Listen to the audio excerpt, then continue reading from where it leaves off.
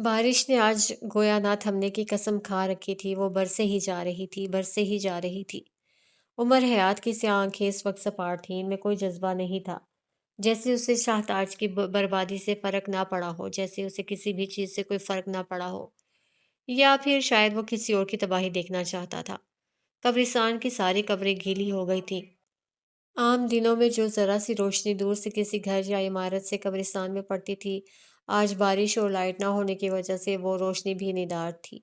बारिश की वजह से मिट्टी गीली होकर कीचड़ में बदल चुकी थी। वो अपने महंगे ब्रांडेड सूट की परवाह किए बगैर इस कीचड़ वाली जमीन पे बैठ गया। माथे पे बिखरे बाल गीले हो गए थे, हल्की बड़ी शेव में पानी के कतरे नुमाया थे। उसने अपना कोट बाजू पे डाला हुआ था। इस वक्त वो बस सफ़ेद शर्ट में मलबूस था। कब्रिस्तान की कीचड़ वाली गीली जमीन पे बैठे हुए उसे काफी वक्त हो गया था। बहुत देर बाद उसकी जुबान से चंद अल्फाज अदा हुए, आई मिस यू। बहुत सारा नमकीन पानी अंदर धकेला। आपको पता है, आज मैं आपकी बेटी की नज़रों में सुरखरू होकर आया हूँ, वो आहिस्ता आहिस्ता कह रहा था। मैं आपको बहुत याद करता हूँ, बहुत ज़्यादा। 10 साल आपके अलावा कोई ताल्लुक बनाया ही नहीं, कोई ऐसा ताल्लुक जिससे सब कह सकूं। लैल, सरदार, बाकी सब लोग, वो लोग मुझसे सब कुछ कह देते हैं, लेकिन उमर नहीं कह सकता। उमर तो सब कुछ आपसे कहता था ना। वो रुक गया, जैसे उनकी जानिब से जवाब की तवक्को थी। फिर जख्मी मुस्कुराहट के साथ सर झटका। मैं वहाज खान से मिलने भी गया था। वो एक बार फिर रुका, हाथ सरेंडर करने के अंदाज में ऊपर उठा लिए। ओके ओके, अब आप कहेंगे अपने बाप को नाम से मत बुलाओ, लेकिन मैं आपसे पूछता हूँ, मेरा बाप कहाँ था जब मुझे उसकी ज़रूरत थी? जब मैं बच्चा था, जब मैं जवान था, वो क्यों कभी मेरे लिए नहीं आया? उसकी आवाज़ बुलंद हुई थी, आंखों का गुलाबीपन बढ़ने लगा था, चेहरे पे फैला इज़्ज़राब मज़ीद बढ़ गया था।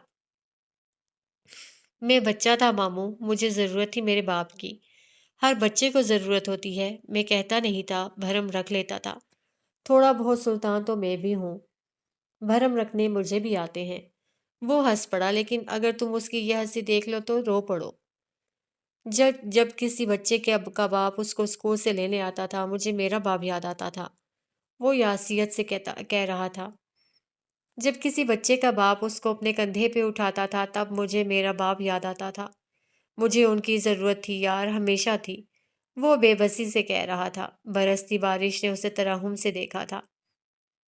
शाम में सारे बच्चों के बाप उनके लिए शहर से पकोड़े लाते थे, किसी का बाप फ्रूट लाता था। मैं मोहल्ले का सबसे अमीर बच्चा था, लेकिन मैं कभी वैसे पकोड़े नहीं खा सका।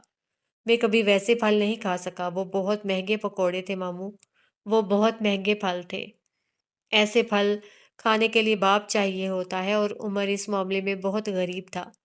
यकदम बारिश हल्की होती गई, लेकिन उमर की महरूमियां बढ़ती गई।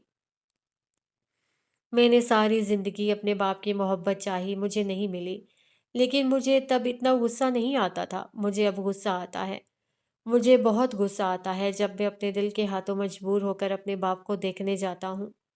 इस वक्त उमर बेबस हो जाता है। इस वक्त बेबसी की कोई हद नहीं होती। मैं इतना बेबस नहीं बनना चाहता। मैं उनसे नफरत करना चाहता हूँ, इतनी कि उनका चेहरा देख कर कराहियत आए। लेकिन हर बार वो चेहरा देखकर मुझे बस अपनी महरूमियाँ याद आती हैं। वो चेहरा मुझे मेरा चेहरा लगता है।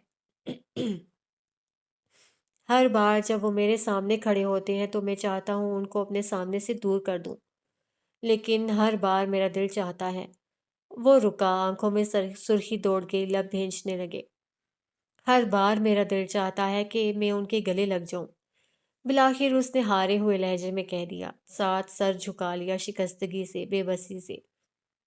लोग कहते हैं लड़कों के लिए पढ़ाई मुश्किल है, नौकरी मुश्किल है, घर चलाना मुश्किल है, शादी मुश्किल है, लेकिन वो रुका। लड़कों के लिए अपने बाप के गले लगना सबसे ज़्यादा मुश्किल है, और मैं चाहता हूँ ये मुश्किल मुझ पे आए। मैं सारी ज़िंदगी यही चाहता था, अब भी चाहता हूँ, और अब जब चाहता हूँ तो खुद पे गुस्सा आता है। वो बोलकर खामोश हो गया। शायद थक चुका था, शायद अल्फाज खत्म हो गए थे। बारिश थम चुकी थी, फिजा में हल्की हल्की हुनकी पैदा हो गई थी। गीली मिट्टी की खुशबू सारे में जंगल की आग की तरह फैलती गई। वो बैठा रहा, इसी तरह टांगे समेट कर सर झुकाए बैठा रहा। دفتن اس نے سر اٹھایا۔ میراج سلطان کی قبر سے ذرا فاصلے والی قبر کو دیکھا۔ چہرے پہ ایک بار پھر ملال تھا۔ وہ اپنی جگہ سے اٹھا، چند قدم آگے آیا اور گھٹنوں کے بل اس قبر کے کتبے پہ بیٹھ گیا۔ قبر کے کتبے پہ نگین سلطان لکھا تھا۔ عمر نے اس گیلی قبر پہ اپنا ہاتھ پھیرا، گلے میں کچھ اٹکا۔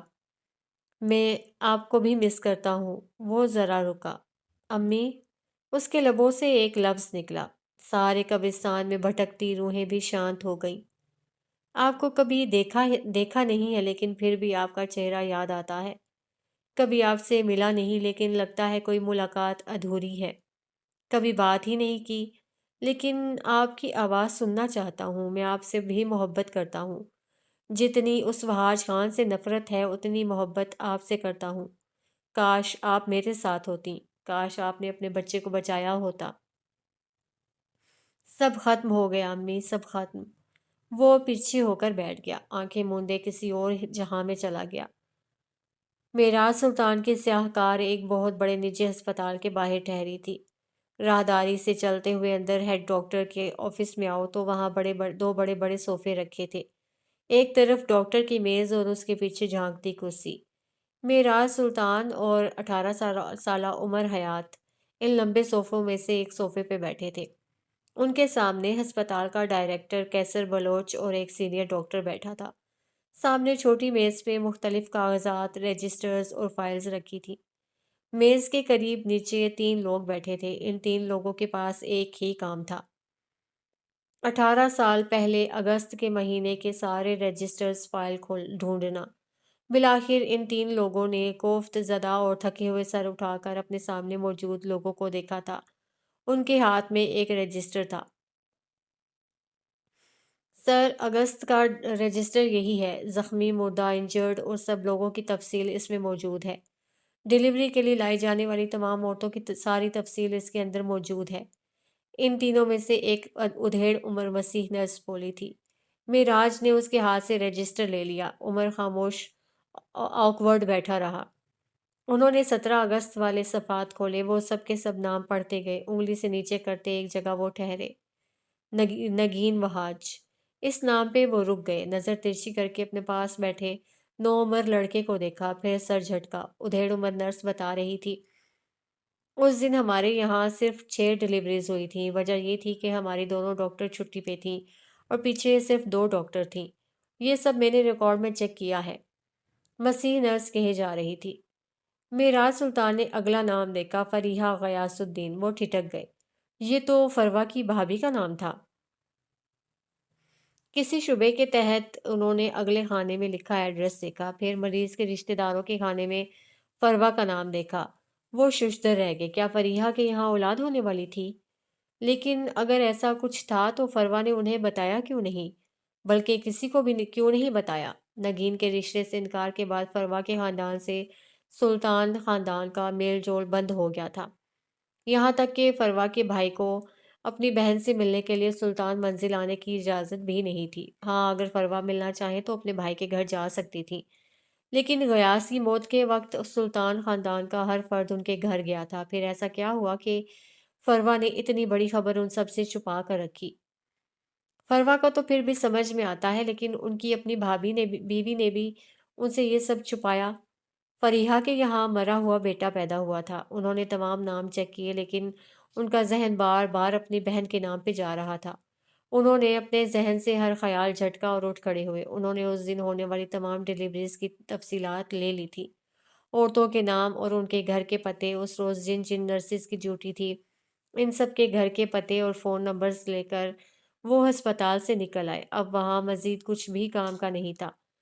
کئی دن گزرے، لیکن کوئی سرا ہاتھ نہ آیا۔ معراج نے اس دن ہونے والے تمام کیسز دیکھ لیے تھے، ان کے گھر جا کر مہذب طریقے سے ساری چھان بین کر لی تھی۔ وہ اگر تکون کا ایک سرا پکڑتے تھے تو دوسرا غائب ہونے لگتا تھا۔ اسی طرح کہ ایک دن وہ نفیسہ سے ملنے پہنچے۔ وہ دونوں ایک چھوٹے کافی شاپ میں بیٹھے تھے۔ نفیسہ کچھ بجھی بجھی تھی۔ چکن کاری کے سفید سوٹ اور سفید ہی دوپٹے میں ان کی رنگت دمک رہی تھی۔ وہ جب امریکہ پڑھنے گئی تھی تب بھی وہ اسی طرح کا بڑا سا دوپٹہ اوڑھے رہتی تھی۔ کلاس کے کچھ منچلے اور شدید طلباء نے ان کا نام اسکارف مافیا رکھ چھوڑا تھا، لیکن ان کا یہ نام وہ بس نفیسہ کی غیر موجودگی میں ہی لیتے تھے۔ اگر کبھی کوئی ان کی موجودگی میں ان کو اس نام سے پکار لیتا تو اس کے ساتھ وہ ہوتا تھا کہ اس کی ماں اس کو روئے۔ نفیسہ، مجھے کچھ تو بتاؤ، تم اتنی بے وقوف تو نہیں لگتی کہ ہسپتال سے کسی کا بھی بچہ اٹھایا اور آ گئی؟ تم کیوں مجھے پاگل کر رہی ہو؟ وہ عاجز آ گئے تھے۔ سینئر، میں آپ کو بتا رہی ہوں، میں ایک کیس کے سلسلے میں اس ہسپتال گئی تھی، میرا کام ہو گیا تھا۔ جب میں نکلنے لگی تب ہسپتال کی بیک سائڈ کی جانب کچرے کے ڈرم رکھے تھے وہاں، وہ بتا رہی تھی جب معراج نے ناگواری سے ان کی بات کاٹی۔ یہ بات تم مجھے 1,00,000 بار سنا چکی ہو۔ وہ بری طرح جھنجھلائے تھے۔ نفیسہ نے کچھ نہیں کہا، وہ بس خاموش بیزار بیٹھی رہی۔ معراج نے ایک گہرا سانس لیا۔ نفیسہ اب بھی غائب دماغی سے کپ کے سرے پہ انگلی پھیر رہی تھی۔ معراج چند لمحہ بغور ان کو دیکھتے رہے، پھر آگے کو ہوئے۔ نفیسہ، عمر ٹھیک کہتا ہے، وہ میرے پاس ہے، وہ ایک ہیرا ہے۔ تم دیکھنا، میں اسے تراش کر ایسا بناؤں گا کہ دنیا اس پہ فخر کرے گی۔ تم میری بہن ہو، میری دوست ہو، تمہارا بیٹا میرا بیٹا ہے، تم اس کی اتنی فکر کیوں کر رہی ہو؟ وہ ان کے چہرے کو دیکھتے ہوئے فکر مندی سے کہہ رہے تھے۔ اگر کوئی آپ سے آپ کی حالیں چھین لے تو کیا آپ تب بھی خود کو اسی طرح تسلی دیں گے؟ ان کی آواز میں طنز نہیں تھا، وہ بس پوچھ رہی تھی۔ میں جانتی ہوں وہ ہیرا ہے، اور آپ کو اپنا ہیرا کبھی بھی کسی دوسرے کے ہاتھ یا گلے میں اچھا نہیں لگتا۔ وہ میرا ہیرا ہے، اسے میرے پاس رہنا چاہیے تھا۔ 18 سال سے میرے گھر کو اور مجھے عمر کے علاوہ اور کسی اور چیز کی عادت نہیں رہی۔ اب میں کیا اس گھر میں کیا کروں؟ وہ معراج کو دیکھتے ہوئے ہلکی آواز میں کہہ رہی تھی۔ میرے کام، میرا دن تو عمر سے شروع ہو کر عمر پہ ہی ختم ہوتا تھا، اب پتہ ہی نہیں چلتا دن شروع کب ہوا اور کب ختم۔ وہ میرا بیٹا ہے، اسے خدا نے میرے لیے بھیجا ہے، پھر لے کیوں لیا؟ ان کی آواز میں رنج تھا۔ میں تمہیں سمجھ سکتا ہوں، میں آپ نہیں سمجھ سکتے سینئر۔ نفیسہ نے قطعی انداز میں ان کی بات کاٹی۔ آپ کی اولاد آپ کی محبت کو ضد کا نام دے کر چھوڑ کر نہیں گئی۔ آپ کی اولاد آپ کو کے پاس ہے۔ آگ کو دور سے دیکھ کر بس خوف آتا ہے، جب تک جلو گے نہیں درد کا اندازہ نہیں ہوتا۔ میں نے بھی 10 سال اولاد کے بغیر گزارے ہیں نفیسہ، میں اولاد کا درد سمجھ سکتا ہوں۔ انہوں نے برا مانا تھا۔ نفیسہ آگے کو ہی اپنی سیاہ ذہین آنکھیں ان کے چہرے پہ گاڑ دیں۔ آپ کو دیا ہی نہیں گیا سینئر، آپ اس چیز کے لیے ترستے ہیں، مجھ سے دے کر چھینا گیا ہے اور میں تڑپ رہی ہوں۔ ہم دونوں کی تکالیف مختلف ہیں۔ وہ بول کر ایک بار پھر یہاں سے وہاں دیکھنے لگی۔ معراج چند لمحہ سوچتے رہے، پھر نفیسہ کو دیکھا۔ بیرسٹر نفیسہ حیات، انہوں نے ایک تحکم سے ان کو پکارا۔ یہ کچھ دیر قبل والے معراج نہیں تھے۔ نفیسہ چونک گئی۔ میں جسٹس معراج آپ سے سوال کرتا ہوں کہ 17 اگست کا واقعہ آپ مجھے ایک وکیل کی حیثیت سے سنائیں۔ نہ ایک لفظ جھوٹ، نہ کوئی اضافی سچ، نہ آپ کچھ بات چھپائیں گی اور نہ کوئی بات بڑھا چڑھا کر بتائیں۔ میں آپ سے سوال کرتا ہوں اور آپ مجھے جواب دیں ہیں۔ عمر حیات کی ماں کی حیثیت سے نہیں، بیرسٹر نفیسہ حیات کی حیثیت سے۔ نفیسہ بغیر پلک جھپکے سانس روکے ان کو سن رہی تھی۔ ایسا لگ رہا تھا کہ اس طرح کی پکار کو سنے ہوئے بھی ایک عرصہ گزر گیا ہے۔ عمر حیات کو اندازہ بھی نہیں تھا وہ جس عورت کو ضدی کہہ کر چھوڑ آیا تھا، وہ عورت اس کے لیے اپنا عشق چھوڑ چکی تھی۔ نفیسہ سیدھی ہو کر بیٹھ گئیں، آنکھوں میں 18 سال پہلے کے سارے مناظر گھوم گئے۔ اب وہ ایک غمزدہ ماں نہیں تھیں، وہ ایک زیرک وکیل تھیں۔ اور وکیلوں نے بھلا کبھی جھوڑ والا کام کیا تھا؟ یہ ایک خستہ حال عمارت تھی جس کا اصل رنگ تو اب شاید اس کے مستری کو بھی یاد نہ ہوگا۔ زمانے کی دھول اور بننے کے بعد پینٹ نہ کروانے کی زحمت نے اس عمارت کو ایسا پیلا زرد رنگ بخشا تھا کہ دیکھ کر جی خراب ہونے لگا۔ عمر حیات میراج سلطان کی میت میں اس بلڈنگ کی ٹوٹی پھوٹی سیڑھیاں اور میل سے چکنی ہو چکی ریلنگ کے ساتھ چلتا ہوا اوپری منزل کی طرف جا رہا تھا۔ دیواریں سیلن زدہ اور پلستر جگہ جگہ سے اکھڑا ہوا تھا۔ دوسری منزل پہ جا کر وہ دائیں طرف راہداری میں مڑ گئے۔ چند قدم چلنے کے بعد اب ان کے سامنے ایک فلیٹ کا دروازہ تھا۔ سفید ٹی شرٹ والے لڑکے نے جو ہی بیل پہ ہاتھ رکھا، کرنٹ کھا کر پیچھے ہوا۔ معراج سلطان نے طنزیہ نظروں سے اس کو دیکھا، پھر مٹی سے بھری میل والی بیل کو۔ کرائے بیبی، اب انہوں نے ایک مغرور انداز میں اپنی شہادت کی انگلی بیل پہ رکھی اور اگلے ہی سیکنڈ کرنٹ کھا کر دور ہوئے۔ بس ثابت ہوا کہ اس گھنٹی میں باقی کرنٹ تھا۔ کرائے انکل، وہ اس سے زیادہ طنزیہ لہجے میں بولا۔ معراج کلستے رہ گئے۔ اسی وقت دروازہ کھلا اور ایک بنیاد میں ملبوس چھوٹے قد کا موٹا آدمی باہر آیا۔ اپنے سامنے کھڑے سوٹڈ بوٹڈ آدمی کو دیکھ کر ذرا خفت زدہ ہوا۔ معراج نے اسے اندر آنے کی اجازت مانگی۔ کچھ تذبذب کے بعد وہ انہیں اندر لے ہی آیا۔ آپ کس سے ملنا چاہتے ہیں؟ وہ موٹا آدمی ان کو اندر لے جاتے ہوئے پوچھ رہا تھا۔ تمہاری بیوی حبیبہ سے، وہ جو کسی زمانے میں نرس ہوا کرتی تھی۔ معراج اس کے پیچھے چلتے ہوئے بولے۔ دفتن وہ آدمی رکا۔ وہ کسی سے ملتی نہیں ہے، کمبخت کو جب سے اس فالج کے مرض نے گھیرا ہے سارا سارا دن کمرے میں پڑی رہتی ہے۔ گھر کا کام، باہر کا کام سب میں خود ہی دیکھتا ہوں۔ آپ کس سلسلے میں اس سے ملنا چاہتے ہیں؟ وہ بولتے ہوئے ان کو ایک کمرے میں لے آیا جہاں قدیم طرز کے 3 پرانے صوفے رکھے تھے۔ معراج، سلطان اور عمر ان میں سے ایک لمبے صوفے پہ بیٹھ گئے۔ اچھا ہاں، اب میں سمجھا، ضرور آپ کو اپنے گھر کی کسی بزرگ کے لیے نرس چاہیے ہوگی۔ لیکن دیکھیں، میں بتا رہا ہوں نا، میری عورت کام نہیں کر سکتی، اس کے ہاتھ اب کانپتے ہیں۔ ان دونوں کو کچھ نہ بولتے دیکھ کر اس نے خود ہی اندازہ لگا لیا۔ کیا ہی بہتر ہو کہ تم اندازے لگانا چھوڑ دو اور اپنی بیوی کو بلا لاؤ۔ معراج سارے وقت میں پہلی بار بولے تھے۔ آدمی بغیر سوال کیے ساتھ والے کمرے کی جانب بڑھ گیا۔ تھوڑی دیر بعد جب وہ واپس آیا تو اس کے ساتھ کوئی 40-45 سالہ عورت تھی جس نے اپنا چہرہ مکمل ڈھانپ رکھا تھا، ایسے کہ بس آنکھیں نظر آ رہی تھیں۔ وہ ان کے سامنے والے صوفے پر آ کر بیٹھی۔ عمر اور معراج بغور اسے دیکھتے رہے۔ آپ کو مجھ سے کیا کام ہے؟ معراج کو اس کا بولنا ذرا عجیب لگا، پھر اندازہ ہوا کہ شاید ایسا فالج کی وجہ سے ہے۔ معراج نے بغیر کچھ کہے اپنے جیب سے نفیسہ کی ایک درمیانے سائز کی تصویر نکالی اور اس کے سامنے رکھ دی۔ اس عورت کو جانتی ہو؟ عورت نے 2 انگلیوں سے تصویر کا کونا پکڑا، تصویر کو چہرے کے قریب لے گئی۔ اس کی آنکھوں میں شناسائی کی رمق آئی جسے وہ اگلے ہی پل چھپا گئی۔ میں نہیں جانتی۔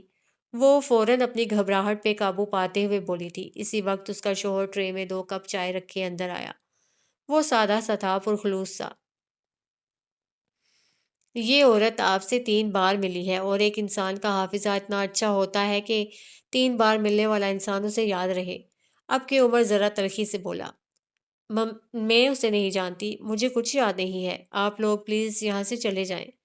وہ یکدم بڑبڑانے لگی تھی۔ معراج سلطان نے پرسکون نظروں سے اسے دیکھا، پیچھے کو ٹیک لگائی اور اپنا کپ اٹھایا اور ایک گھونٹ بھرا، لیکن پھر ایک کڑوا سا منہ بنا کر کپ واپس رکھا۔ عمر نے ناگواری سے ان کو دیکھا۔ امیروں کے چونچلے، وہ کہتے ہوئے اٹھا۔ دیکھیں بی بی، میں بھی جانتا ہوں اور آپ بھی جانتی ہیں کہ سچ کیا ہے۔ وہ بچہ جسے آپ اس دن کوڑے میں پھینک رہی تھیں، وہ کہتے ہوئے اس کے قریب آیا، ہسپتال کے رجسٹر کی لسٹ اس کے سامنے رکھی۔ ان 6 ناموں میں سے وہ بچہ کس کا تھا؟ عمر کا لہجہ حد درجہ سنجیدہ تھا، آنکھیں بے تاثر سپاٹ۔ وہ عورت اب گھبرانے لگی تھی۔ حبیبہ، اگر کچھ جانتی ہو تو بتا دو، کیوں شریف لوگوں کو تنگ کرتی ہو؟ اب کہ اس کا شوہر بولا تھا۔ میں نے کہا ہے نا، میں کچھ نہیں جانتی، سمجھ نہیں آتی تمہیں ایک بات؟ ابھی کے ابھی میرے گھر سے نکل جاؤ۔ یکدم وہ حلق کے بل چیخی تھی۔ دور اندر کہیں عمر کا دل زور سے دھڑک رہا تھا، ہاتھ کانپ رہے تھے۔ وہ کبھی ایسی صورتحال میں نہیں پھنسا تھا، لیکن وہ اچھا اداکار تھا، بہت اچھا۔ وہ اسی طرح سنجیدہ کھڑا رہا۔ آپ میری مدد نہیں کریں گی؟ میں کچھ نہیں جانتی۔ وہ ایک بار پھر نم آنکھوں سے چلائی۔ اس نے اپنے جیب سے ایک کاغذ نکالا اور اسے اس عورت کے آگے لہرایا۔ یہ فلیٹ میں آج اسے مالک مکان سے خرید چکا ہوں، لہٰذا اپنا بوریا بستر سمیٹو اور ابھی کے ابھی میرے گھر سے نکل جاؤ، ورنہ میں اپنے لڑکے بلواؤں گا اور وہ لوگ آپ کا سامان اٹھا اٹھا کر باہر پھینکیں گے۔ وہ آنکھوں میں سختی لیے ایک ایک لفظ پہ زور دیتا کہہ رہا تھا۔ حبیبہ کا خون خشک ہونے لگا تھا۔ عمر کہے گیا، اور تمہارا شوہر جس ورک شاپ پہ کام کرتا ہے، وہ میرے دوست کے باپ کے دوست کی ورک شاپ ہے۔ کل تک تمہارا شوہر کام سے فارغ ہوگا، سوچو تمہارا کیا ہوگا حبیبہ؟ تمہارا علاج، ہاسٹل میں پڑھنے والی تمہاری بیٹی کا خرچہ، تمہارے گھر کا راشن، کہاں سے لاؤ گی یہ سب؟ تم بھوکی مر جاؤ گی، اور اگر بھوک سے نہ مری تو تمہاری بیماری تمہیں مار دے گی۔ اب فیصلہ تمہارا ہے، حقیقت یا پھر دربدری۔ وہ ایسے ٹھنڈے ٹھار لہجے میں بولا کہ حبیبہ کے ساتھ اس کے شوہر کی ریڑھ کی ہڈی میں سنسنی دوڑ گئی۔ حبیبہ دھپ سے صوفے پہ گری، چہرے کا رنگ اتر گیا تھا۔ معراج کو 100% یقین تھا کہ یہ مکان کی مالکی سب ڈرامہ تھا، بلیک میلر کی اولاد نہ ہو۔ عمر واپس اپنی جگہ پہ بیٹھا، چائے کا کپ اٹھایا اور اس کے بولنے کا منتظر رہا۔ پھر چائے کا کپ ہونٹوں تک لے گیا، لیکن اگلے ہی لمحے ایک انتہائی بری شکل بناتے ہوئے اس نے کپ نیچے رکھا۔ معراج جو اسی کو دیکھ رہے تھے اس کے کان کے پاس جھکے۔ ہم امیروں کے چونچلے تو سمجھ آتے ہیں، لیکن تم غریبوں کے اتنے نخرے کیوں ہیں؟ وہ معصومیت سے پوچھ رہے تھے۔ میں اس عورت کے علاوہ 2 اور عورتوں کو بھی جانتی ہوں، حبیبہ نے مری مری آوازوں میں کہنا شروع کیا۔ عمر اور معراج پورے کے پورے اس کی جانب متوجہ ہو گئے۔ میں اس عورت کو کیسے بھول سکتی ہوں، یہ میری نوکری کھا گئی، اس نے کہنا شروع کیا۔ اس دن فروا اور حسینہ میٹرنٹی روم کے باہر بینچ پہ بیٹھی تھیں، گو کہ ایسے عمرہ کے لیے اس طرح کے بڑے بڑے ہسپتالوں میں شاہانہ ویٹنگ رومز بنے تھے، لیکن اس وقت وہ دونوں سخت پریشان تھیں۔ حسینہ کے ہاتھ میں ایک چھوٹی تسبیح تھی جس کے دانے ہر سیکنڈ گرتے جا رہے تھے۔ ہلکے بھورے رنگ کے لون کے قمیض شلوار میں ملبوس، چہرے کے گرد بھورا دوپٹہ اوڑھے وہ باوقار لگ رہی تھیں۔ دفتن ان کا ہاتھ رکا۔ فینسی لون کے سلیو لیس ڈریس اور چہرے پر پرفیکٹ میک اپ کیے فروا کے چہرے کو دیکھا۔ وہ اس دور میں کئی خوبصورت عورتوں کے حسن کو مات دیتی تھیں۔ فروا، ان کی پکار پہ وہ مڑی۔ مجھے تم سے یہ امید نہیں تھی۔ کیا ہوتا اگر تم مجھے فریحہ کی حالت کے بارے میں بتا دیتی؟ ان کے لہجے میں شکوہ تھا۔ فروا کے چہرے کے تاثرات سپاٹ ہو گئے۔ میری بھابھی میرا خاندان ہے، ان کے اچھے برے کی خبر بس مجھے ہونی چاہیے، ان کی خوشی اور غم سے بس میرا تعلق ہونا چاہیے۔ سلطان منزل کے لوگوں کی پہلے بھی ہم پہ بہت مہربانیاں ہیں، مزید نہیں چاہتی میں۔ ان کے ہر لفظ میں تلخی تھی۔ لیکن فروا پھر بھی حسینہ نے کچھ کہنا چاہا۔ بس بھابھی پلیز، میں اس وقت بہت پریشان ہوں اور خوش بھی۔ میرے بھائی کی نسل آنے والی ہے، کافی عرصہ بعد ہمارے خاندان میں بھی کوئی خوشی آ رہی ہے، اسے سپوائل مت کریں۔ ان کا انداز قطعی تھا اور دفتن وہ چونکی۔ ہسپتال کے جس کمرے میں فریحہ تھیں ان کی ڈاکٹر ہاتھ سے دستانے اتارتی باہر آ رہی تھیں۔ ان کا چہرہ ستا ہوا تھا۔ فروا کو بے اختیار کچھ غلط ہونے کا احساس ہوا۔ وہ آنکھوں کی ساکت پتلیوں کے ساتھ ان کو اپنے قریب آتے دیکھتی رہیں۔ ڈاکٹر ان کے قریب آ کر رکی، ایک ہاتھ فروا کے برہنہ بازو پہ رکھا۔ بیٹی ہوئی ہے، انہوں نے فروا کے چہرے کو دیکھتے ہوئے کہا۔ وہ فروا کی بیسٹ فرینڈ تھیں۔ میری بھابھی؟ فروا نے بس 2 لفظ بولے، پوچھے۔ فروا، دیکھو وہ بہت ویک تھیں اور بلیڈنگ بہت زیادہ ہو گئی تھی۔ وہ عادت کے برخلاف لمبی تمہید باندھ رہی تھیں۔ ہم نے پوری کوشش کی لیکن وہ سروائیو نہیں کر سکیں۔ I am sorry for your loss honey. Farwa ٹھنڈے سفید چہرے کے ساتھ پیچھے ہوئی تھی۔ حسینہ نے آگے بڑھ کر ان کو تھامنا چاہا لیکن انہوں نے ہاتھ جھٹک دیے۔ وہ دھندلی ہوتی آنکھوں سے چند قدم چلیں اور پھر بینچ پہ بیٹھ گئیں۔ ایک پل کو جیسے ساری دنیا تھم گئی ہو۔ چند موٹے موٹے آنسو ان کی آنکھوں سے نکلے اور ماربل کے فرش پہ گر کر بے توقیر ہوئے۔ یہ یقیناً نگین کا منحوس سایہ تھا جو ان کی بھابھی کو کھا گیا، جو ان کے بھائی کو کھا گیا اور اب بہت جلد یہاں سے چند قدم دور اس کمرے میں پڑی بچی کو کھا جائے گا۔ حسینہ ان کے قریب بیٹھی کچھ کہہ رہی تھیں، کوئی تسلی، کوئی دلاسا۔ یکدم وہ اٹھیں۔ مجھے میرے خاندان کے اس آخری اضافے کو دیکھنا ہے۔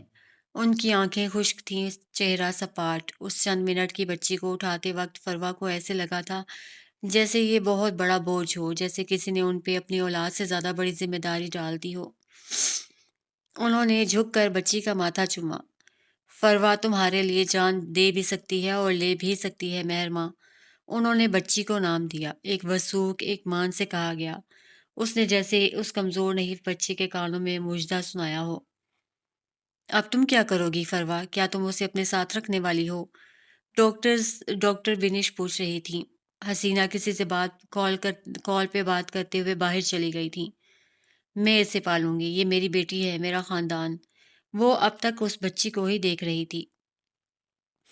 دیکھو فروا، تم اس کی پھپھو ہو، تم اس کے لیے بہترین فیصلہ لے سکتی ہو، لیکن پھر بھی میں تم سے کہوں گی کہ جو بھی فیصلہ لو، पहले बहुत सोच समझ लेना। सुल्तान मंजिल में तुम्हारे भाई की बेटी की क्या औकात होगी, वो कह रही थी, और अब फरवा अब के सर उठाकर उसको सुन रही थी। इस बच्ची को वहां से बस नफरत ही मिलेगी, और अगर अगर नफरत ना मिली तो महरूमियां मिलेंगी। सोचो फरवा, कौन कबूल करेगा इसे? क्या तुम इसे नगीन के होने वाले बच्चे और सफीर जैसा लाइफस्टाइल दे सकोगी? मैं दे सकती हूँ। ये मेरी भतीजी है, उस घर पे मेरा हक है, मैं उनकी बहू हूँ। यही तो बात है कि तुम बहू हो और नगीन बेटी, उसका बच्चा एक सुल्तान होगा, और तुम्हारी भतीजी, क्या वो सारी जिंदगी किसी के टुकड़ों पे पलेगी? क्या सारी जिंदगी भीख का खाएगी? तुम उसे एक बहुत गंदी जिंदगी देने जा रही हो। मैं तुमसे फिर कहूंगी, सोच लो। वैसे अगर मैं नगीन की डॉक्टर होती तो कह देती ये नगीन की बेटी है, उसके यहाँ जुड़वा बच्चे हुए हैं। फरवा सुन सुन सी उसको सुने जा रही थी। ये मैं क्या बकवास कर रही हूँ? जिबिश ने खुद ही टोक दिया। एक बार फिर से फरवा का बाजू थपका और बाहर निकल गई। वो बच्ची को वहीं नर्स के छोड़कर वो बाहर चली आई। उनके दिमाग को एक सुराग मिल गया था, अब बस उस पे काम करना था। बाहिर हसीना इसी तरह दुपट्टा चेहरे के गिर्द लपेटे अपनी तस्वीर में मशगूल थी। फरवा छोटे छोटे कदम लेती उनके पास आकर बैठ गई। बॉडी कब तक मिल जाएगी फरवा? उन्होंने नॉर्मल अंदाज में पूछा। पता नहीं, मुझे कुछ नहीं पता, वो तकान से कह रही थी। वो बॉडी को गुस्ल के लिए लेकर गए हैं, और मेरी भाभी के पास उनके आखिरी गुस्ल में उनके खानदान का कोई फर्द नहीं होगा। क्या ये जुल्म नहीं है? उन्होंने गीली आंखों से हसीना का चेहरा देखा। उस रहमदिल औरत का दिल फौरन पसीजा। ऐसी बातें क्यों कर रही हो फरवा? तुम उसके पास जा सकती हो, खानदान का कोई एक फर्द जा सकता है। तुम अपनी भाभी के आखिरी वक्त में उसके साथ रह सकती हो। मैं नहीं जा सकती, मैं नहीं जा सकती। वो आवाज के साथ रोने लगी। मैं उनके उनको देखूंगी तो मुझे अब्बा याद आएंगे। मैं उनको देखूंगी तो अम्मा याद आएंगी। आंसू उनकी आंखों से गिरते जा रहे थे। मैं उनको देखूंगी तो मुझे मेरा भाई याद आएगा। मैं अपने खानदान की लाशें देख देख कर थक चुकी हूँ भाभी। मैं उनको नहीं देख सकती।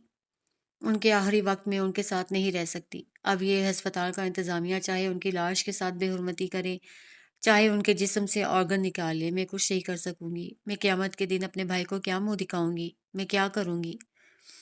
वो बुलंद आवाज से रोते हुए कहे जा रही थी। हसीना उनको देखकर रोने लगी थी। वो ऐसी ही थी, हमदर्द, मासूम। तुम फिक्र मत करो फरवा, मैं हूं ना, मैं उसके पास चली जाऊंगी, बल्कि मैं जा रही हूँ। तुम मेरी बहनों जैसी हो, मैं तुम्हारे लिए कुछ भी कर सकती हूँ। फिक्र मत करो, मैं जाती हूँ। वो उनके जाल में फंस चुकी थी। फरवा ने गीली ममनून आंखें उठाकर उनको देखा। मैं आपका ये एहसान सारी जिंदगी नहीं भूलूंगी भाभी। हसीना ने उनका हाथ दबाकर उनको तसल्ली दी थी। फरवा ने पास खड़ी हबीबा को बुलाया था। इन्हें ले जाओ। वो उनको ले जाती जब एक और मोटी मसीह नर्स वहां आ गई। हबीबा ने उसको रास्ता समझाया और हसीना को उनके साथ रवाना कर दिया। वो तब तक उस बेंच पे बैठी रहीं जब तक हसीना उनकी नज़र से ओझल नहीं हो गई। उनके जाने के बाद वो उठी थीं, पूरे करोफर, पूरे शान के साथ। ये फरवा कोई मुख्तलिफ औरत थी। इसी वक्त नगीन के कमरे से डॉक्टर बाहर आई। उनका चेहरा खुशी से तमतमा रहा था। नगीन का केस एक क्रिटिकल केस था। उसमें कामयाबी के बाद इतनी खुशी तो लाजिम थी। मुबारक हो, बेटा हुआ है, सेहतमंद और तंदुरुस्त। माँ और बच्चा दोनों बिल्कुल ठीक हैं। आपको बहुत बहुत मुबारक हो। यूसुफ साहब यकीनन बहुत खुश होंगे। फरवा बगैर कुछ कहे उसके बिल्कुल करीब आकर खड़ी हुई, अपनी भूरी आंखें उसके चेहरे पे गाड़ दी। बेटा हुआ है?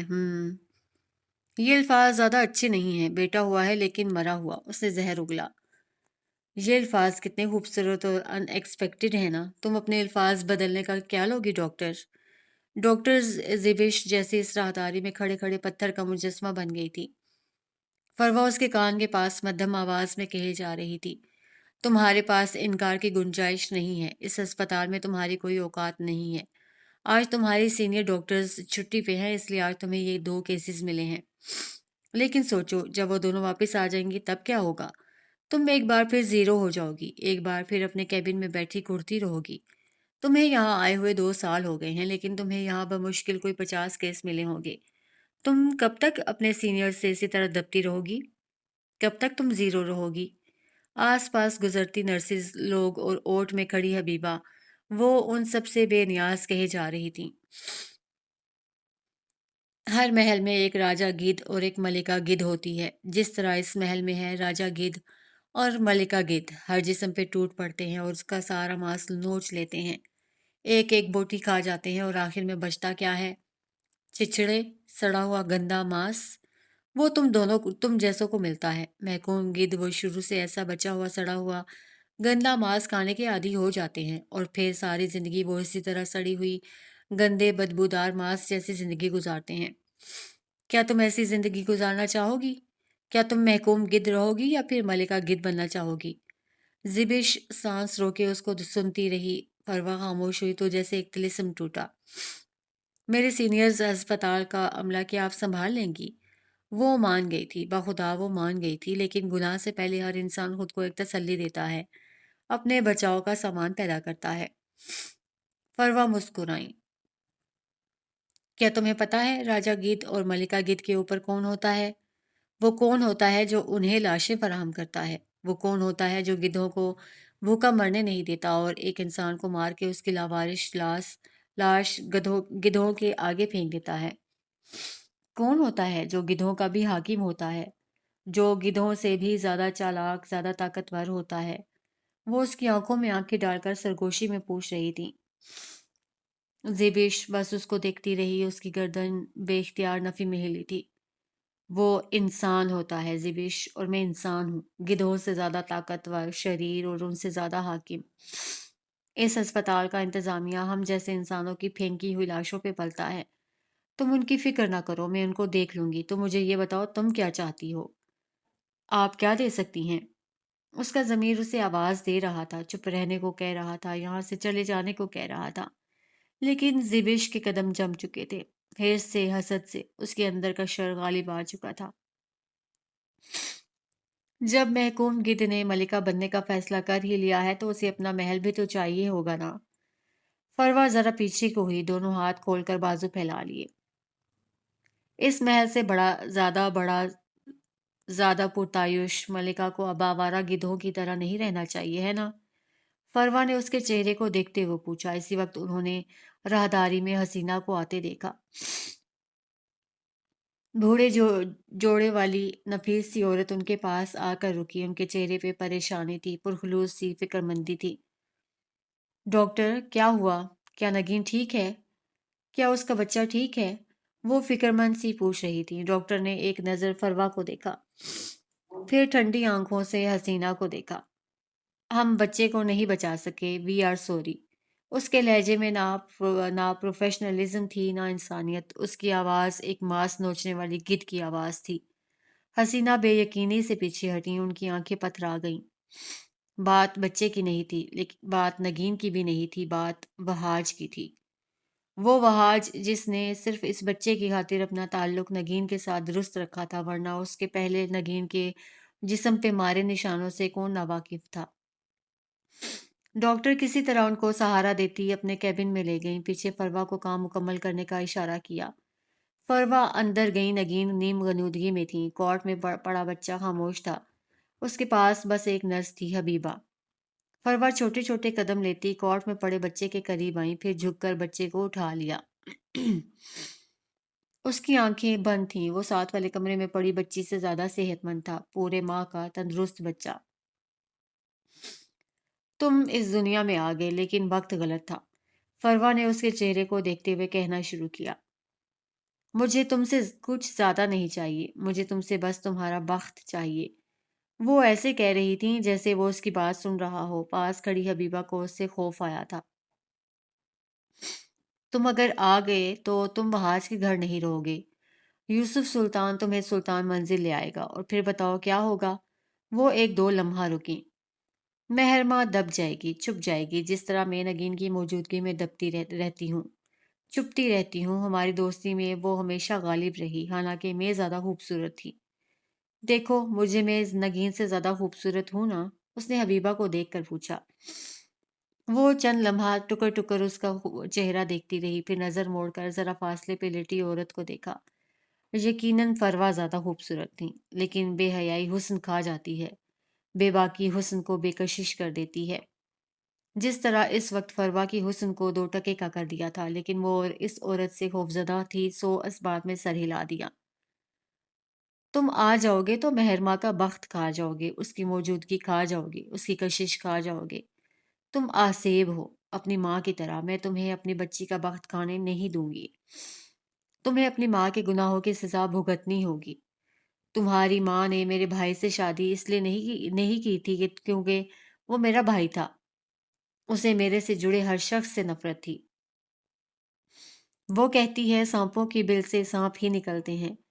کیا ہو کہ ایک ایسا ہی سانپ میں اس کی جھولی میں ڈال دوں۔ اس نے ایک نظر نگین کو دیکھا۔ مجھے تم سے کوئی مسئلہ نہیں ہے، نہ تم سے کوئی نفرت ہے، لیکن جس طرح والدین کے ترکے پہ بچوں کا حق ہوتا ہے، اسی طرح والدین کا بویا ہوا کاٹنا بچوں کا فرض ہوتا ہے۔ تم اپنی ماں کا بویا کاٹو گے، میں تمہیں غرق کروں گی۔ میں خدا وقت کی خدا ہوں، میں تمہارا بخت در بدری لکھوں گی۔ میں تمہارے بخت میں تڑپ لکھوں گی، سسک سسک کر مرنا لکھوں گی۔ تم شہنشاہ ہو کر غلاموں جیسی زندگی گزارو گے۔ اس نے ٹھنڈی سخت آواز میں کہتے ہوئے اس بچے کو حبیبہ کو تھمایا۔ جہنم رسید کر دو اسے۔ بیوی میں اس کا کیا کروں گی؟ دیکھیں یہ کیسا اچھا بچہ ہے، اس کو کسی یتیم خانے میں دے دیں۔ فروا اس کی سنے بغیر کمرے میں موجود ڈسٹ بن کی طرف گئی تھی اور اس کے اوپر چڑھا ہوا سیاہ شوپر اتارا بچے کو جھپٹ کر اس کے ہاتھ سے لیا اور شوپر میں ڈال دیا۔ کچرے کے ڈھیر پہ پھینکا جاؤ۔ اس نے ایسی سرد ایسی صفاقی سے کہا کہ حبیبہ کا خون خشک ہونے لگا۔ وہ فوراً سر ہلاتی شوپر اٹھائے باہر نکل آئی۔ یہاں سے چند قدم دور ڈاکٹر زبیش کے کمرے میں بیٹھی حسینہ کو کچھ سجھائی نہیں دے رہا تھا۔ وہ بس چپ گمسم بیٹھی تھی۔ یوسف سلطان، معراج، شمس اور وہاج کو کرفیو کا سامنا کرنا پڑ گیا تھا۔ اس وقت وہ ان کو کچھ بتا بھی نہیں سکتی تھی۔ مجھے آپ کے لیے پرسنلی دکھ ہو رہا ہے۔ ایک کا بچہ مر گیا اور ایک بیچاری بچے کو لا کر خود مر گئی۔ ڈاکٹر ان کے ہاتھ پہ ہاتھ رکھے فکر مندی سے کہہ رہی تھی۔ ایک تو آپ دونوں خاندانوں کے تعلقات بھی اچھے نہیں ہیں نا، ورنہ فریحہ کا بچہ نگین صاحبہ اڈاپٹ ہی کر لیتی۔ حسینہ نے جھٹکے سے گردن اٹھائی تھی۔ اسی وقت فروا بھی اندر داخل ہوئی۔ معافی چاہتی ہوں اگر آپ کو برا لگا ہو تو، لیکن سوچے وہ بچی اب یتیم ہے اور اس پریگننسی کے بعد نگین کا دوبارہ ماں بننا بہت مشکل ہے۔ ایسے میں ان کے سسرال پہ اثر پڑ سکتا ہے۔ کوئی اثر نہیں پڑے گا، فروا کہتی ہوئی آگے آئی۔ حسینہ نے ان کو امید سے دیکھا۔ وہ طلاق جھیل چکی تھی، عورت کی مجبوری جانتی تھی۔ وہ آج کھڑے کھڑے نگین کو طلاق دے دے گا اور قصہ ختم۔ وہ ایسے کہہ رہی تھی جیسے کسی فلم کی کہانی ہو۔ حسینہ کو ایسے لگا جیسے کسی نے ان کا دل دبا دیا ہو۔ ایسے تو نہ کہو فروا، اس میں بھلا نگین کا کیا قصور؟ اس کا تب کیا قصور ہوتا تھا جب وہ اسے پاگلوں کی طرح مارتا تھا؟ اس کا تب کیا قصور تھا جب اس کے جسم پہ نیلے نشان بن جاتے تھے؟ وہ آج ایک کمینہ انسان ہے۔ اس نے نگین کو صرف اس لیے قبول کر لیا تھا کہ وہ اس کے بچے کی ماں بننے والی ہے، اور اب جب یہ قصہ رہا ہی نہیں تو وہ اسے طلاق دینے میں 1 منٹ بھی نہیں لگائے گا۔ اگر نگین مجھ سے اتنی نفرت نہ کرتی ہوتی تو میں اپنی مہر ماں کو اس کی جھولی میں ڈال دیتی۔ کم از کم اس کی شادی تو بچ جاتی نا۔ آپ طلاق کا دکھ تو جانتی ہیں بھابھی، نگین ایک بار پھر بے آسرا ہو جائے گی۔ کاش میں اس کے لیے کچھ کر پاتی۔ اس نے اپنے لہجے میں دنیا جہاں کا دکھ سمو لیا۔ وہ اچھی اداکارہ تھی۔ تم اب بھی اس کے لیے بہت کچھ کر سکتی ہو فروا۔ یکدم حسینہ معراج کا لہجہ فیصلہ کن ہو گیا۔ فروا نے نہ سمجھی سے اس کو دیکھا۔ نگین کا گھر بچا لو فروا پلیز، طلاق بہت بڑی اذیت ہے، بہت بڑا دھبا ہے۔ نگین میرے لیے میرے بچوں کی طرح ہے، میں اسے اچھی زندگی دینا چاہتی ہوں۔ لیکن میں کیا کر سکتی ہوں بھابھی؟ حسینہ اپنی جگہ سے اٹھی، فروا کے دونوں ہاتھ تھام لیے۔ تم وہ بچی نگین کو دے دو۔ فروا نے ہاتھ چھڑانے چاہے۔ وہ میرے خاندان کی بچی کو کبھی قبول نہیں کرے گی بھابھی۔ اس کا ایک حل ہے، پیچھے سے ڈاکٹر زبیش نے پکارا۔ اگر آپ میرے ساتھ میں موجود اسٹاف کا منہ بند کروا دے تو میں نگین اور ان کے شوہر سے یہی کہوں گی کہ ان کے ہاں بیٹی ہوئی ہے، اور آپ سب کو فروا کی موت کی وجہ بھی بتانے کی ضرورت نہیں ہے۔ آپ جیسے لوگوں کے لیے ہسپتال کی رپورٹس بدلوانا کوئی مشکل بات تو نہیں۔ حسینہ نے ایک التجا سے فروا کو دیکھا۔ فروا نے گیلی آنکھوں سے اس بات میں سر ہلا دیا تھا۔ شیطان نے ان سے گناہ کروا لیا تھا اور اس طرح کہ وہ شیطان کو بھی الزام نہ دے سکیں۔ کاش ابلیس کو سزا کے طور پہ ٹھوکر نہ ملتی، کاش اسے عرش پہ زندہ جلا دیا گیا ہوتا۔ یہاں سے ذرا سا فاصلہ طے کر کے ہسپتال کی پچھلی طرف رکھے کچرے کے بڑے بڑے ڈرمز کی طرف جاؤ تو حبیبہ اس روتے بلکتے بچے کو شاپر سے نکال رہی تھی۔ وہ بچہ ایسے گلا پھاڑ پھاڑ کر رو رہا تھا کہ ایک پل کو حبیبہ ٹھہر سی گئی۔ اس نے آج تک کسی نوزائیدہ بچے کو اس طرح روتے نہیں دیکھا تھا۔ وہ اس کے منہ پہ ہاتھ رکھ کر اسے چپ کروانا چاہتی تھی، یا اس کا گلا گھونٹ کر اس کو یہیں کچرے میں پھینک کر چلے جانا چاہتی تھی، جب ایک آواز پہ وہ بری طرح ڈر کر اچھلی۔ اے، کیا کر رہی ہو؟ یہ پکار جانی پہچانی تھی۔ یہ کوئی باوقار دبنگ سی عورت تھی۔ سیاہ آنکھوں میں چبھن لیے وہ اس کے قریب چلی آئی۔ بچے نے شاید اپنا مسیحا پہچان لیا تھا۔ وہ اور تیز آواز میں رونے لگا۔ "ک- کچھ کچھ نہیں بی بی، کوڑا پھینکنے آئی ہوں۔ وہ جلد از جلد اپنی جان چھڑانا چاہتی تھی۔ کوڑا اتنی آوازیں کب سے کرنے لگا؟ اس کے لہجے میں کاٹ تھی۔ وہ اب حبیبہ کے بالکل سامنے کھڑی تھی۔ دفتن حبیبہ نے پینترا بدلا۔ بی بی، اس کے قریب نہ جانا، یہ شیطان کا بچہ ہے۔ اس کی ماں خود اس کو پھینکنا چاہتی ہے۔ اس نے لہجے میں پراسراریت پیدا کرنی چاہی۔ خدا کی قسم بی بی، اس کا سر الٹا ہے، پیر ٹیڑھے اور ہاتھ، وہ تو سرے سے ہیں ہی نہیں۔ نرا شیطان ہے بی بی، نرا شیطان۔ آسیب ہے یہ، روتا ہے تو ایسے لگتا ہے جیسے ابلیس ہنس رہا ہو۔ میں تو ثواب کا کام کر رہی ہوں۔ اس جیسے شیطان کو زندہ درگور کر دوں گی۔ آپ جاؤ بی بی، خدا کے لیے۔ وہ آنکھیں بڑی کر کر کے آواز ہلکی کر کے وہ بڑی ہی کوئی پراسرار سی بات بتا رہی تھی۔ نفیسہ نے ابرو اچکا کر اس کو دیکھا۔ اچھا، سر الٹا، پیر ٹیڑھے اور ہاتھ سرے سے ہیں ہی نہیں۔ اس نے فوراً زور زور سے اس بات میں سر ہلایا تھا۔ شیطان کا بچہ، ساؤنڈز انٹرسٹنگ۔ یہ شیطان ہے تو پھر میں وکیل ہوں۔ اس جیسے ہزار ہزار شیطان اگل اور نگل چکی ہوں۔ ذرا میں بھی تو دیکھوں اس شیطان کو۔ اس نے جھک کر شاپر سے اس بچے کو باہر نکالا۔ یکدم وہ روتا بلکتا بچہ چپ ہو گیا، خاموش۔ نفیسہ ٹھہر گئی، بالکل ساکت۔ اس بچے نے اپنی پوری آنکھیں کھول کر نفیسہ کو دیکھا اور اسے اب لگا تھا کہ وہ ان آنکھوں کو دیکھے بغیر مر جائے گی۔ نفیسہ نے اس کے ہاتھ دیکھے، اس کے پیر دیکھے۔ وہ سلامت تھا، صحت مند، تندرست تھا۔ حبیبہ اب تک اس کے چپ ہو جانے کے شوق میں تھی۔ وہ نہیں جانتی تھی کہ یہ بچہ رو نہیں رہا تھا۔ اس نے پیدا ہونے کے اگلے ہی گھنٹے اپنے بقا کی جنگ لڑی تھی۔ یہ تمہیں شیطان کا بچہ لگتا ہے؟ نفیسہ گھررائی تھی۔ ابھی کے ابھی چلو میرے ساتھ اور اس بچے کو اس کی ماں کے حوالے کرو۔ خدا جانے کس تکلیف میں ہوگی وہ عورت۔ تم لوگوں پہ خدا کی لعنت ہو۔ کسی کا بچہ کسی سے الگ کرتے ہو، تمہیں شرم نہیں آتی؟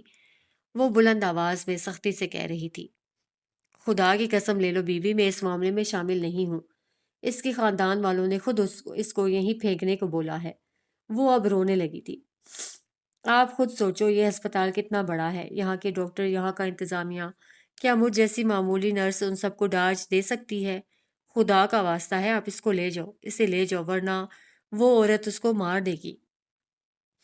نفیسہ کو اس کی بات میں وزن معلوم ہوا۔ وہ کچھ کہنا چاہتی تھی، پھر یکدم رکی۔ بچہ نیلا پڑ رہا تھا، شاید اس گندی شوپر کی وجہ سے، شاید اتنا رونے کی وجہ سے۔ اسے ہسپتال لے کر جانا ہوگا، لیکن کم از کم اس ہسپتال نہیں۔ جلدی جلدی مجھے اپنا نمبر لکھواؤ اور اپنا ایڈریس۔ میں ابھی اس بچے کو ہسپتال لے جاؤں گی، لیکن میں تم سے ملنے آؤں گی کچھ دن بعد۔ وہ اب بچے کو فکر مندی سے دیکھ رہی تھی، دل جیسے ڈوبتا جا رہا تھا۔ یہ اس بچے کا وجود نہیں تھا جو نیلا پڑ رہا تھا، یہ نفیسہ کا وجود بھی تھا جو سبز پڑ رہا تھا۔ اس عورت نے جلدی جلدی اپنا نمبر لکھوایا۔ نفیسہ مشکوک ہوئی۔ یہ تو تمہارے ماموں کا نمبر ہے نا؟ نہیں جی، خدا کی قسم یہ میرے پچھلے پڑوسیوں کا نمبر ہے۔ وہ بے دھیانی میں کیا بول گئی، اسے اب اندازہ ہوا۔ نفیسہ اس کے بالکل قریب آ کر رکی، اپنی شیرنی جیسی آنکھوں سے اس کی آنکھوں میں دیکھا۔ میں نفیسہ حیات ہوں، میں دنیا کو ڈاج دیتی ہوں، دنیا مجھے ڈاج نہیں دے سکتی۔ وکیلوں سے بڑا فراڈیا کسی ماں نے آج تک جنا ہی نہیں۔ تم میرے ساتھ فراڈ کرو گی؟ نہ ان کا لہجہ بلند تھا نہ سخت، پھر بھی حبیبہ کو اپنے رونگٹے کھڑے ہوتے محسوس ہوئے۔ بچے کی دل کی دھڑکن اب رک رک رک کر چل رہی تھی، لیکن وہ چل رہی تھی۔ وہ کچرے کی نظر نہیں ہوا تھا، اس نے خود کو بچا لیا تھا۔ وہ اپنے بقا کی جنگ لڑا تھا، اور دور ہاسپٹل کے کمرے میں موجود فروا کو لگا تھا کہ اس نے درخت اکھاڑ پھینکا ہے، اس بات سے بے خبر کہ وہ درخت اپنی جڑیں مضبوط کرنے والی زمین پہ جا لگا ہے۔ وہ اس بات سے انجان تھی کہ کسی کا بخت وہ واحد چیز ہے جو آپ نہیں چھین سکتے۔ نفیسہ نے وہیں کھڑے کھڑے اس بچے کو عمر حیات نام دے دیا تھا۔ کئی سالوں بعد اس چھوٹے ڈھروے نما فلیٹ میں واپس آؤ تو عمر حیات اور میراج سلطان سنجیدگی سے اس کی بات سن رہے تھے۔ عمر کے چہرے پہ کوئی تاثر نہیں تھا، جبکہ معراج کو لگا تھا جیسے ان کا دل رک گیا تھا۔ وہ فروا نام سے واقف تھا، وہ نگین کے نام سے واقف تھے، لیکن وہ اپنی بیوی کی اس قدر بے وقوفانہ حرکت سے واقف نہیں تھے۔ حبیبہ گیلی آنکھوں اور رندھے ہوئے لہجے میں کہے جا رہی تھی، اس دن مجھے نوکری سے نکال دیا گیا اور میرا لائسنس کینسل ہو گیا۔ یہ سب اس نفیسہ نے کیا تھا۔ اس نے مجھ سے کہا کہ جو انسان اپنے کام کے ساتھ وفادار نہ ہو، اسے اس کام کے کرنے کا حق نہیں ہے۔ اس دن کے بعد نفیسہ 2 بار مجھ سے ملنے آئی تھی۔ مجھ سے فروا کا پتہ پوچھا، میں جتنا جانتی تھی بتا دیا۔ اس نے چہرہ اٹھا کر معراج کو دیکھا۔ ان کا چہرہ لٹھے کی مانند سفید تھا۔ وہ بے جان قدموں سے اٹھ کر اس کے قریب آئے، اپنا موبائل نکال کر فروا کی ایک تصویر اس کے آگے کی۔ کیا یہ وہ عورت ہے جس سے تم سے بچے کو پھینکنے کو کہا؟ ان کی آواز کانپ رہی تھی، آنکھیں گیلی ہوتی جا رہی تھیں۔ حبیبہ نے نفرت سے منہ پھیر لیا اور گردن کو اس بات پہ ہلایا۔ معراج کے دل میں پھندا سا لگا تھا، اب کہ ان کے ہاتھ بھی کانپے تھے۔ انہوں نے دوسری تصویر اس کے آگے کی۔ یہ نگین تھی؟ کیا وہ بچہ اس عورت کا تھا؟ کیا تم اسے پہچان سکتی ہو؟ کاش وہ نہ کہہ دے۔ یہ وہی ہے، یہ بالکل وہی ہے، اس نے روتے ہوئے اقرار کیا تھا۔ میں سب کچھ بھول سکتی ہوں لیکن ان عورتوں کو نہیں، یہ وہی ہے۔ معراج کو یکدم گھٹن کا احساس ہوا۔ ان کا موبائل ہاتھ سے نیچے گرا۔ وہ متغیر ہوتی رنگت کے ساتھ باہر نکلے تھے۔ ان کا سانس بند ہو رہا تھا۔ عمر کی آنکھیں اپنی جانب اس لیے کھینچتی تھی کیونکہ وہ ان کی اپنی آنکھیں تھیں۔ اس پہ اس لیے پیار آتا تھا کیونکہ وہ ان کا خون تھا۔ عمر موبائل اٹھائے ان کے پیچھے بھاگا تھا۔ وہ بغیر کسی کو دیکھے اندھا دھند سیڑھیاں اتر رہے تھے۔ سیڑھیوں کی پھسلن، میل زدہ گرل، گھٹتا ہوا سانس، کچھ بھی اتنا تکلیف دہ نہیں تھا جتنا یہ کہ ان کا بھانجا اتنا عرصہ ایک الگ پہچان کے ساتھ کسی معمولی محلے میں رہتا رہا ہے۔ باہر سڑک پہ آ کر وہ نیچے بیٹھتے چلے گئے۔ آنکھوں سے بے نام آنسو نکل رہے تھے۔ وہ عمر کو نہیں دیکھ رہے تھے، وہ دیکھ ہی نہیں سکتے تھے۔ آپ ٹھیک ہیں جج صاحب؟ آپ ٹھیک ہیں؟ آپ کو کیا ہو رہا ہے؟ مجھے بتائیں۔ وہ ان کے پاس جھکا فکر مند سا کہہ رہا تھا۔ یہ عورت کون ہے؟ کیا آپ اس کو جانتے ہیں؟ کچھ بتائیں، آپ اس طرح ریئیکٹ کیوں کر رہے ہیں؟ یہ عورت کون ہے؟ وہ ان کے پاس بیٹھا پوچھ رہا تھا۔ یہ تمہاری ماں ہے عمر۔ تم عمر حیات نہیں ہو، تم عمر وہاج ہو۔ یہ تمہاری ماں ہے اور میری بہن، تم میرے بھانجے ہو، تم میرا خون ہو۔ وہ آنکھیں جھکائے ہلکی آواز میں کہہ رہے تھے۔ آنکھوں سے آنسو برابر بہہ رہے تھے۔ عمر چپ گم سم سان کو دیکھے گیا۔ اگر وہ اس عورت کا بیٹا تھا تو ایک ملکہ گدھ اس کی دشمن تھی، وہ جس نے اس کے پیدا ہونے کے پہلے گھنٹے میں اسے کچرے میں پھینکوا دیا تھا۔ وہ اب اس کے ساتھ کیا کرے گی؟ وہ تو اپنے ماں باپ سے مل کر ان کو الزام دینا چاہتا تھا، لیکن اس کہانی میں تو عمر سے زیادہ بڑے وکٹمز تھے۔ معراج رو رہے تھے، عمر خاموش تھا۔ زیادہ بڑا دکھ کس کا تھا؟ قبرستان میں گیلی مٹی کی خوشبو مزید گہری ہو گئی تھی۔ عمر نے آنکھیں کھولیں تو منظر بدل گئے۔ میں پھر آؤں گا، تب تک کے لیے بائے۔ اس نے جیسے اگلی بار آنے کی یقین دہانی کروائی۔ دور کہیں سے فجر کی اذانیں بلند ہو رہی تھیں۔ وہ سرخ آنکھوں کے ساتھ اس ملگرجے سے اندھیرے میں یہاں سے دور جاتا گیا۔ فجر کی اذان سلطان منزل میں بھی گونج رہی تھی۔ سیڑھیاں چڑھ کر دائیں طرف مڑ کر اگر حسینہ معراج کے کمرے میں جاؤ تو وہ اپنے بیڈ گراؤنڈ سے ٹیک لگائے پیر لمبے کیے بیٹھی تھیں۔ مہرماں ان کی گود میں لیٹی ہوئی تھی۔ کل رات سفیر نے اسے کمرے سے نکال دیا تھا۔ شاید ان دونوں کے درمیان کوئی بحث بھی ہوئی تھی اور اس بحث میں سفیر کو غصہ بھی آیا تھا، جس کا نشان مہر کے چہرے پہ ثبت تھا۔ اس نے پھر ہاتھ اٹھایا۔ وہ اس کے گال کو انگلیوں کے پوروں سے چھوتے ہوئے کہہ رہی تھی۔ وہ غصے میں تھے، پریشان تھے، بس اسی لیے اس کا لہجہ دفاعی تھا۔ غصہ، دکھ، پریشانی، ڈپریشن، ان میں سے کوئی بھی چیز، کوئی بھی کیفیت بد زبان بیوی اور تشدد کرنے والے شوہر کو جسٹیفائی نہیں کر سکتی۔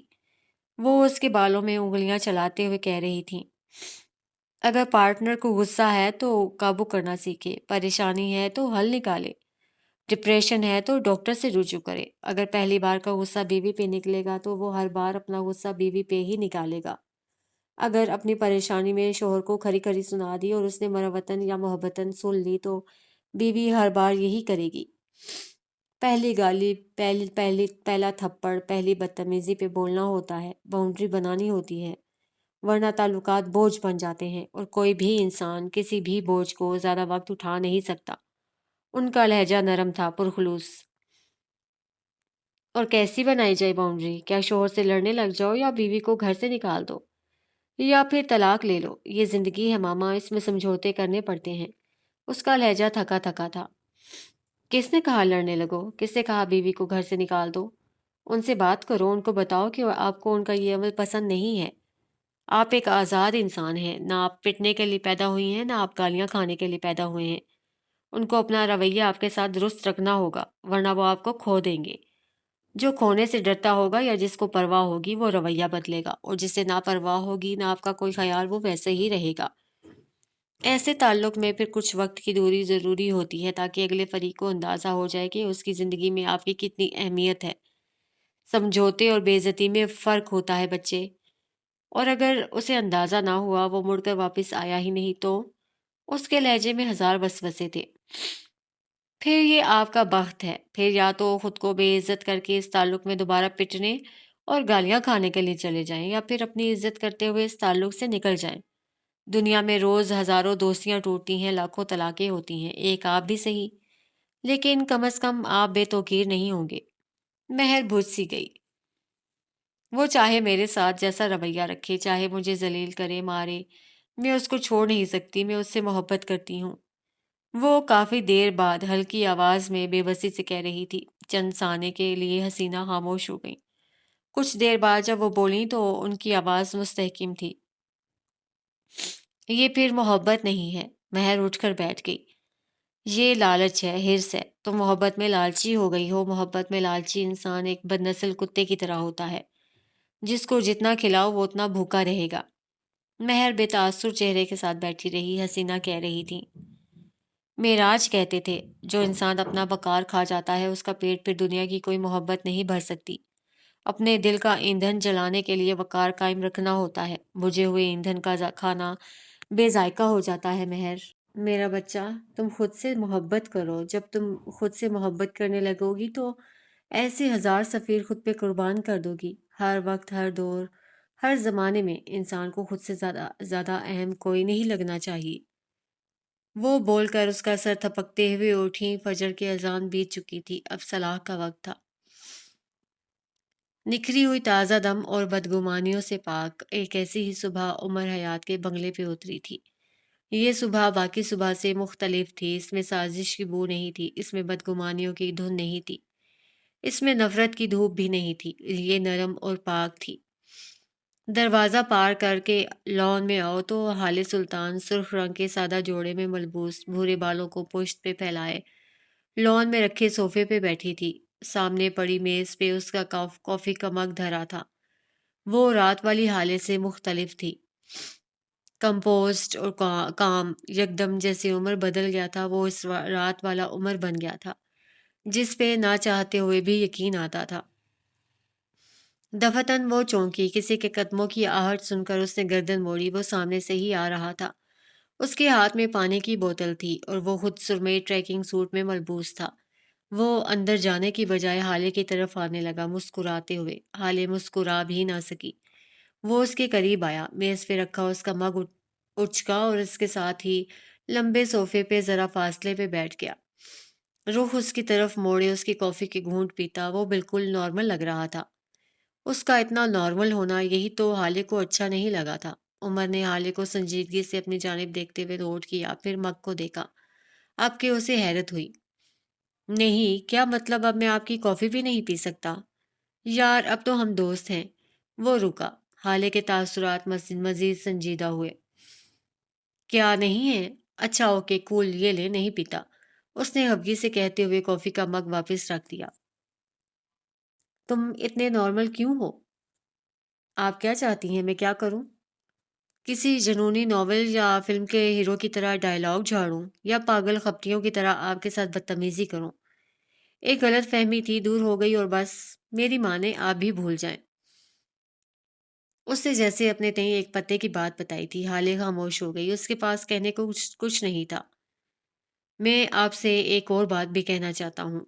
تھوڑی دیر بعد وہ بولا، اب کہ اس کی آواز سنجیدہ تھی۔ حالے نے چہرہ اس کی جانب موڑ لیا۔ کیا ہم اب اس تعلق کو چانس دے سکتے ہیں؟ حالے کا دل بہت زور سے دھڑکا، اتنی زور سے کہ اب لگا یہ पसलियाँ तोड़ के बाहर आ जाएगा। मेरे लिए ये ताल्लुक कीमती है। मैं चाहता हूँ ये ना टूटे। कोई इंतकाम, कोई नफ़रत, कोई बदगुमानी इस ताल्लुक को ना तोड़े। क्या हम इसे चांस दे सकते हैं?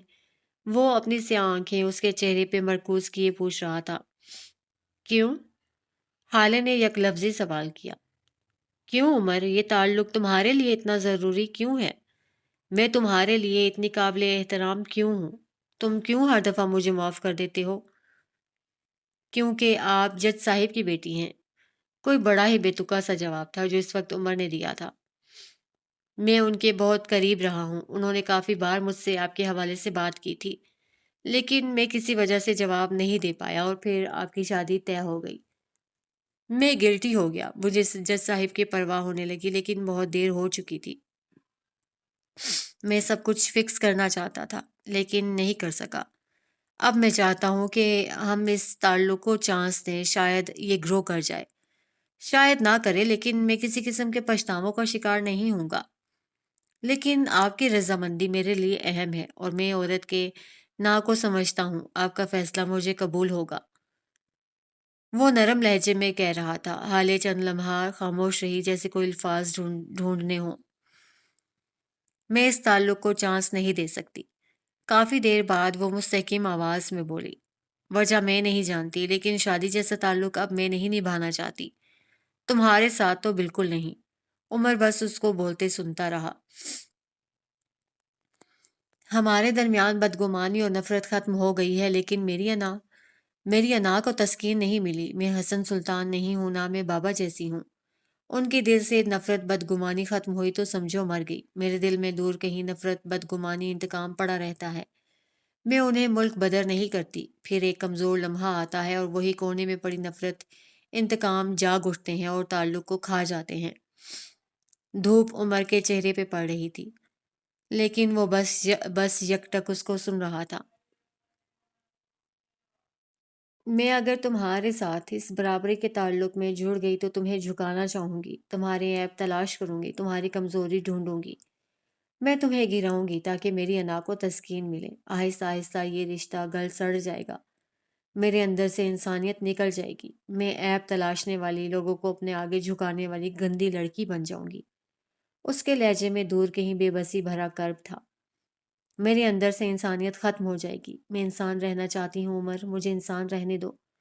मैं ये ताल्लुक बोझ की तरह नहीं लूंगी। हम बुरे वक्तों के अच्छे साथी हैं। एक दूसरे के साथ हमेशा बुरे वक्त में खड़े रहे हैं। हम दोनों की इजाज़तें ज़ाया मत करवाओ। वो नरमी से कह रही थी। उमर ने समझने वाले अंदाज में सर हिलाया।